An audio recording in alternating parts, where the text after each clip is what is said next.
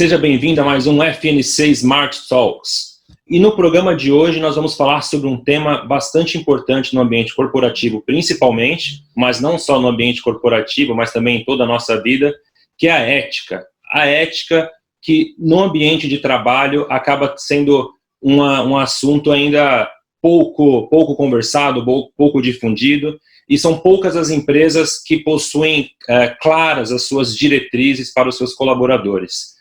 Isso é um assunto que hoje a FNC toma muito cuidado. A FNC tem o seu canal de ética, tem as suas diretrizes, e eu trago aqui para conversar conosco hoje o André Oliveira. Ele é consultor empresarial, ele também é mobilizador do desenvolvimento humano, e ele vai conversar um pouco com a gente aqui como tratar desse assunto ética em um ambiente corporativo. André, muito obrigado por disponibilizar seu tempo para conversar conosco hoje aqui. É um grande prazer te receber. Muito obrigado. Obrigado a você, Rodrigo. Acho que esse é um assunto muito atual. A gente, a cada momento e cada vez mais, a gente fala sobre ética na política, ética no ambiente de trabalho, né? A gente tem cada vez mais informação sobre isso, mas como você falou, muitas vezes isso é tratado ainda de uma maneira superficial, né? Deixando isso a cargo de cada um, né? Inclusive, em alguns ambientes, fala assim, a ética não dá para discutir, porque a ética cada um tem a sua, né? Mas a gente tem que problematizar isso, porque, infelizmente, isso não é verdade, né? Cada um pode ter a sua conduta, mas a ética, ela, de alguma forma, ela permeia a sociedade como um todo, né? Então, a conduta, ela é individual, a ética, ela é coletiva. E até aproveitando essa sua introdução, André, então, até para as pessoas poderem ter uma ideia, né, diferenciarem a conduta da ética, por favor, explica para quem está nos assistindo o que vem a ser a ética. Vamos lá, vamos falar então um pouquinho sobre ética. Bom, primeiro eu quero começar dizendo, acho que é importante reafirmar isso, né, que apesar, como eu falei, de a gente ver tanta coisa, né, sobre falta de ética, sobre corrupção na TV, nos noticiários, né, YouTube, tudo isso, né, a esmagadora maioria de nós são pessoas honestas e são pessoas éticas, né, e digo mais, a grande maioria dessas pessoas tem comportamentos éticos, tem comportamentos honestos, sem nem saber o que é ética, né? Se a gente pensar nas pessoas humildes, elas têm um comportamento ético, mas elas nem mesmo têm uma definição exata do que é ética, né? Então, acho que isso é muito interessante, é muito importante a gente pensar dessa forma, porque já nos dá uma pista, né, sobre o que é ética. Ora, como é que eu posso ser uma pessoa ética sem nem mesmo saber o que é ética, né? Então, isso porque a ética está ligada muito a valores, a educação, a formação, né? Então, ética, ela é a formulação de valores, né, que vão se estabelecendo desde a nossa infância e, de alguma forma, vão se acumulando e se reafirmando ao longo da nossa vida, né? E valores, né, a gente reafirma realmente, né? Então, eu preciso reafirmar os meus valores pessoais, porque a ética, ela é um comportamento, né? Ela é um hábito, então ela se constrói no nosso cotidiano, né? Então, quando a gente fala em ética, como eu falei, elas são valores coletivos, valores que a gente vai formulando dentro da sociedade, seja às vezes de uma micro sociedade, como dentro de uma empresa, seja dentro da nossa sociedade como um todo. E, de alguma forma, a moral, ou até mesmo a nossa conduta, é uma questão pessoal. Eu escolho ou não ser uma pessoa ética, né? Então, é claro que a gente sempre pensa na ética dentro das grandes decisões, né? Então, nas decisões dentro da empresa, por exemplo, né? Como eu faço dentro de me ofereceram alguma coisa, como é que eu faço, mas a gente também tem que pensar da ética como algo pequeno, né, que acontece no nosso dia a dia, né? Então, até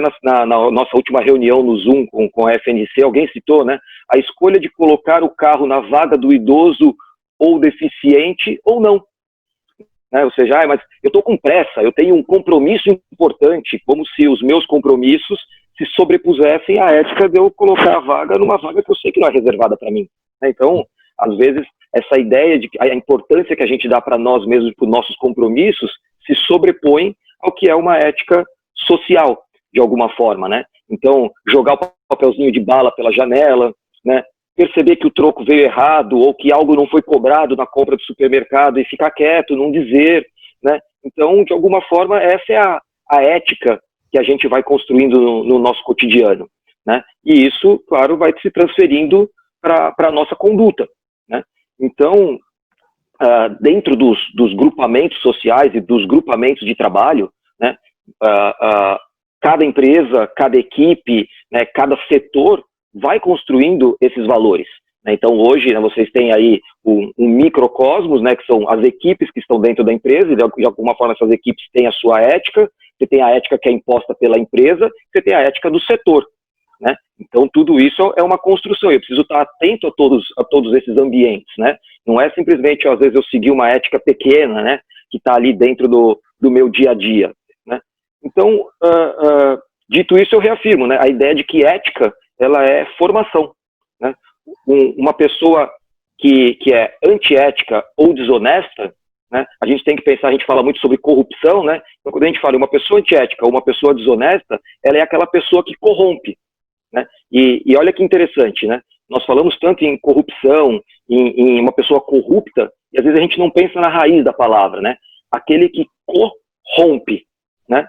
Então, é uma pessoa que rompeu com os seus valores éticos, com os seus valores morais, né, com a sua honestidade, e de alguma forma ela passa a corromper.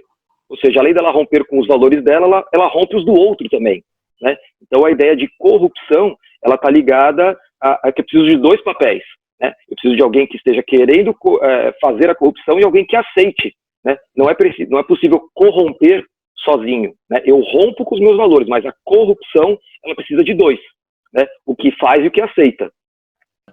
E quando isso transfere para o ambiente de trabalho, como é que funciona? Como é que você consegue ser ético no seu dia a dia profissional, ali, no seu ambiente corporativo? Vamos lá. Então, acho que saindo, não vou falar ainda muito sobre corrupção, nem nada disso, né? Vou me manter na ideia ainda da ética, né? Eu quase já respondi acima, né? São escolhas que a gente faz no nosso dia a dia, né? E no ambiente profissional isso não é diferente, né?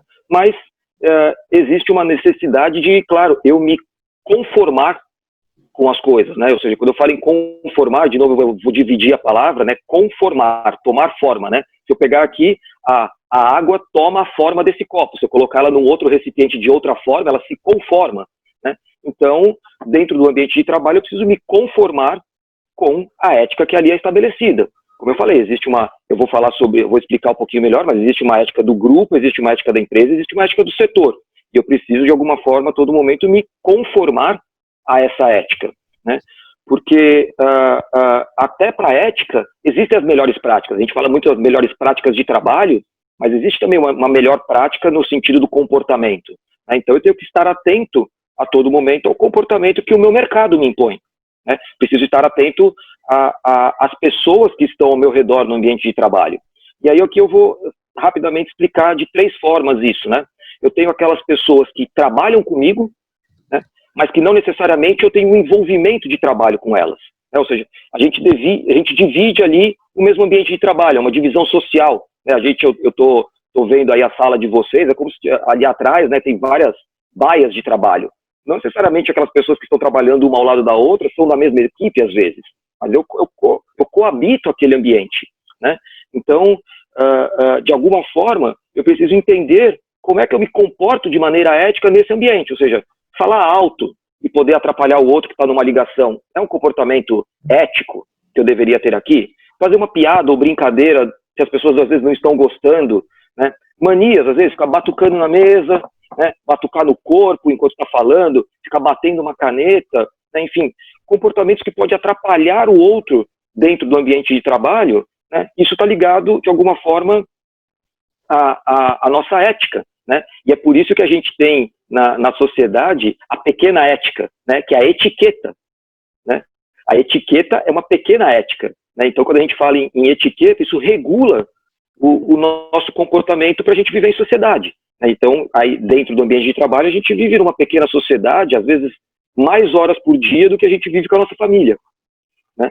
E como é que então a gente se comporta para que esse convívio, né, viver com as pessoas, seja adequado, tá? Então, essa é uma primeira forma de a gente pensar a ética no dia a dia, né? E aí eu tenho aquelas pessoas que trabalham comigo, que são os meus pares, ou seja, pessoas que estão diretamente ligadas e envolvidas nos mesmos projetos que eu.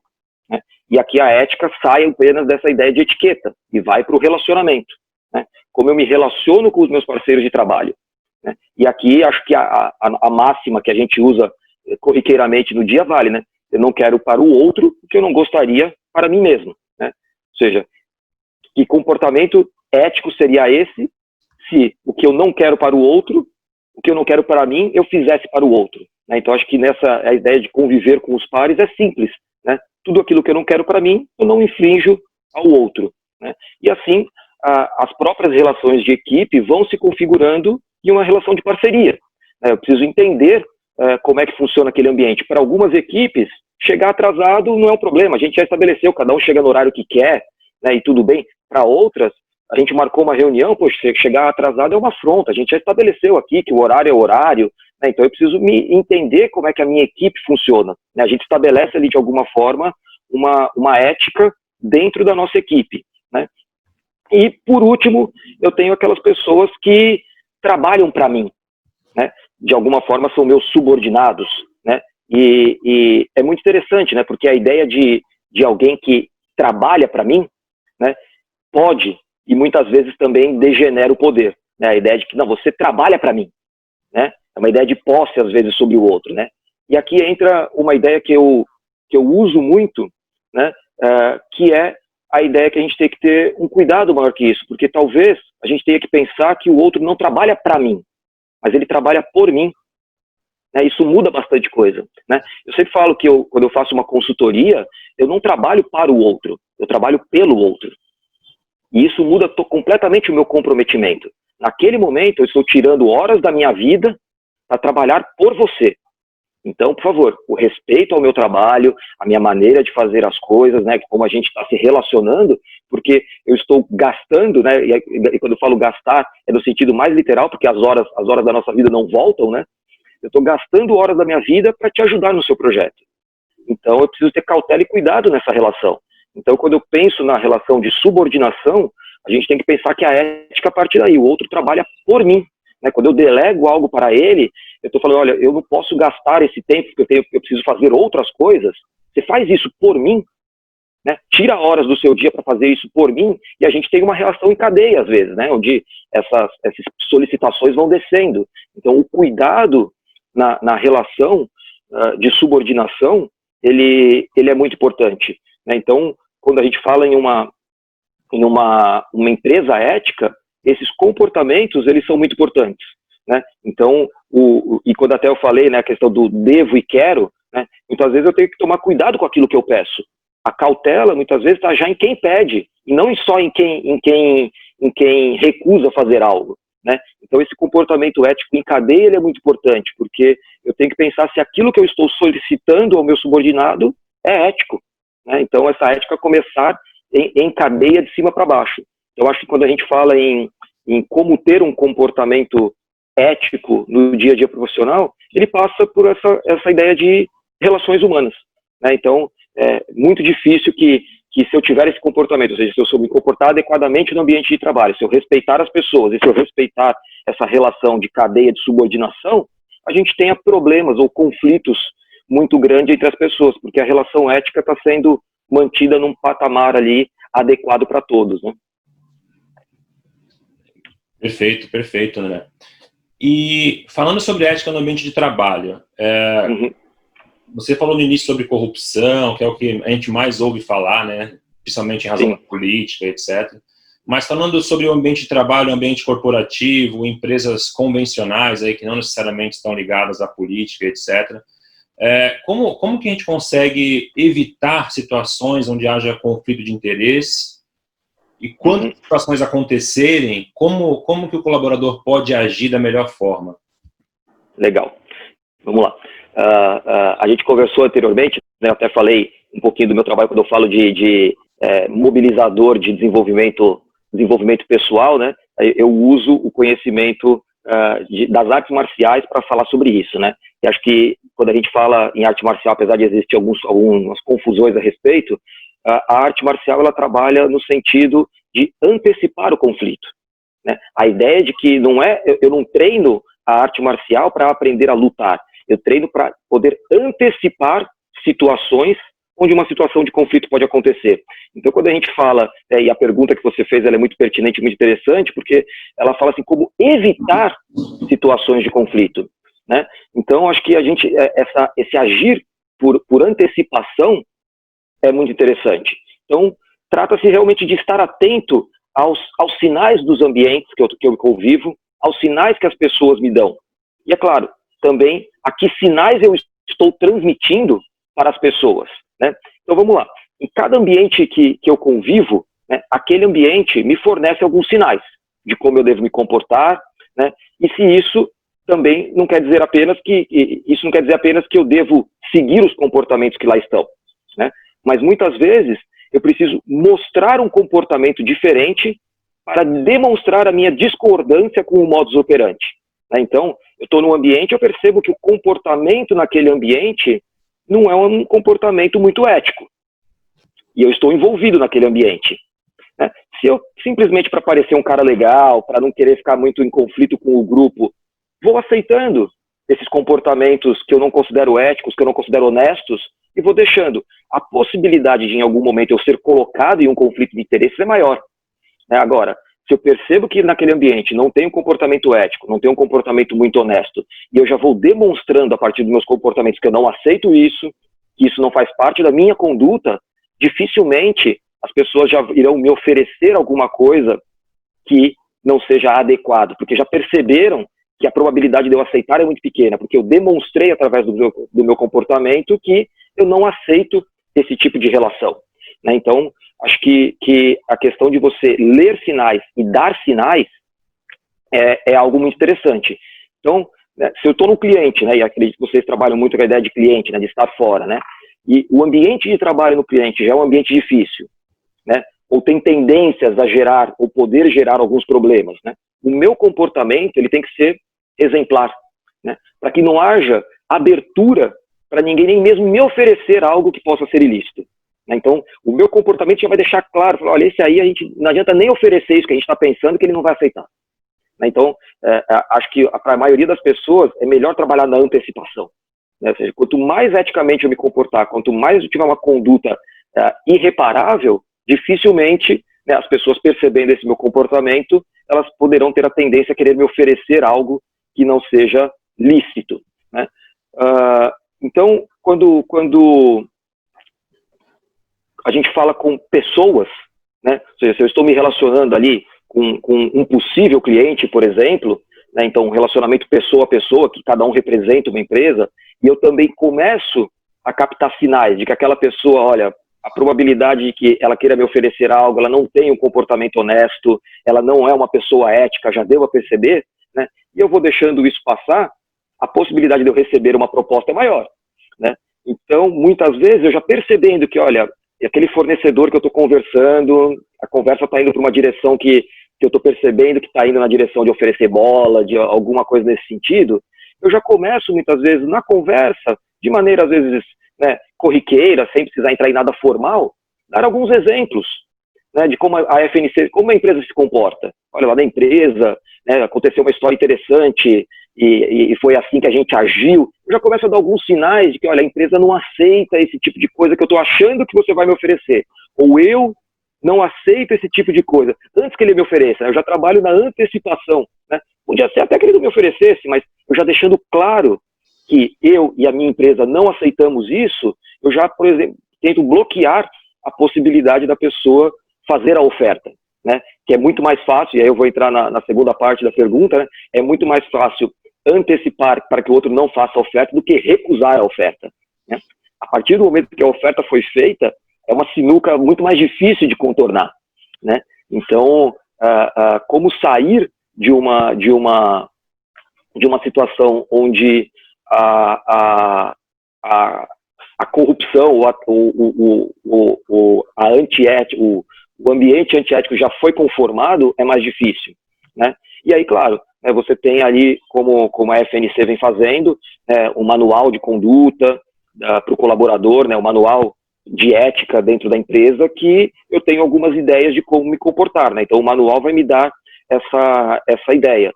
E vai depender muito de situação para situação, né? Vão ter situações onde eu posso de maneira, né, bastante elegante, já logo no começo, falou, olha, infelizmente, desse jeito a gente não consegue fazer, existe um setor de compliance na empresa, existe muita fiscalização, a gente não consegue fazer nota por fora, né? Até eu sei que isso é normal no mercado, né? Não entenda mal, acho que isso tudo bem, tem um monte de empresa que faz, eu não tenho problema quanto a isso, mas na nossa, infelizmente, não dá, né? Então, assim, tentar de maneira elegante, né, falar que, olha, isso para mim até não é um problema, mas a gente não pode fazer isso, né? Até mesmo em situações que você não tendo como tomar a decisão, ou que isso vai saindo um pouco do seu controle, você tem que acionar, por exemplo, o comitê da própria empresa, né? Falar, olha, eu estou passando por essa situação aqui lá no cliente, e eu preciso, qual que é a conduta que vocês querem que eu tome? Né? Eu sei que eu preciso recusar, mas a maneira de recusar está difícil, porque qualquer jeito que eu pensei em falar vai acabar causando alguma rusga ali com o cliente, pode não entender bem, né? Então, como é que a gente faz para que eu fale de uma maneira, vocês podem me ajudar, né, a construir um discurso para que eu fale de uma maneira que a gente não cause nenhum problema de relacionamento com o cliente, né? Então, muitas vezes essas questões elas precisam ser decididas em conjunto, né?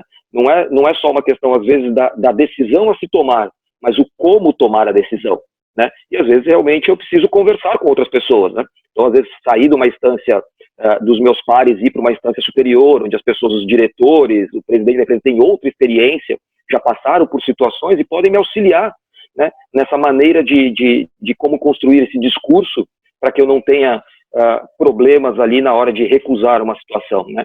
Mas infelizmente a gente sabe que isso acontece, né? Até mesmo porque para algumas empresas e para algumas pessoas, isso já é normatizado, ou seja, virou norma, é comum, já vem da política, já vem de uma série de coisas, não tem problema oferecer bola, olha, é uma troca aqui, né? Se você aceitar o meu contrato, ao invés de pegar o do outro, eu te devolvo tanto, né? Nem é uma questão de, você não vai sair nada mais, eu estou te devolvendo uma parte, né? Como se fosse um desconto quase, né? Então, as maneiras de se falar, até mesmo, são para que não pareça que é um ato de corrupção, né? Então, isso vai se transformando em norma, né? As pessoas vão achando que isso realmente é algo normal, né? Faz parte do mercado, o mercado trabalha assim, né? Cada um fornece a sua própria justificativa, né, para poder fazer a corrupção, né? E para se conformar também, né? Para poder dormir tranquilo à noite, né? Ele constrói um discurso para que aquilo não pareça que ele infligiu nenhuma lei, que aquilo não foi ético, né? Eu durmo melhor se eu construo um discurso para mim de que aquilo é certo. E é o que você falou, né? Eu prestei bastante atenção em tudo que você falou, e uma parte me chamou muito a atenção, que foi quando você falou de se antecipar. Isso é muito importante. Quando você já se coloca como uma pessoa íntegra, como aquela pessoa, né, certinha, dificilmente qualquer tipo de proposta indevida vai chegar até você. Isso é bastante importante. E quando se chegar, você não pode se sentir coagido a aceitar só para ficar bem, né? Bem, entre aspas, com a pessoa que está... Sim. Eu acho que essa dica também de envolver o comitê da empresa é muito importante. Porque pessoas se relacionam com pessoas. Então, por mais que você queira negar para a pessoa que está te oferecendo, isso pode trazer um problema entre empresas, né? Não só com aquela pessoa. Então, a forma realmente de negar, de falar que não, eu não trabalho dessa forma, ela precisa ser construída junto com o comitê, junto com o board. Eu achei fantástico as suas dicas e te agradeço demais pelo seu tempo. Eu tenho certeza que essa entrevista, esse vídeo aqui vai ser um dos campeões aí de visualização, porque é um assunto que, apesar de ser extremamente importante, ele ainda é tratado de forma muito superficial. E é muito bacana a gente conseguir abordá-lo com tanta clareza e tanta didática como você acabou de fazer, André. Muito obrigado por ter participado conosco aqui. Eu que agradeço, Rodrigo. E quando quiser, estou à disposição para falar sobre aquilo que vocês acharem necessário aí. Obrigado. E você que gostou do vídeo, compartilhe, dê o seu like, conte com a FNC, nós estamos aqui para ajudá-lo, não só com consultoria em tecnologia, mas também com consultoria em negócios e inovação. Um grande abraço e até o próximo vídeo.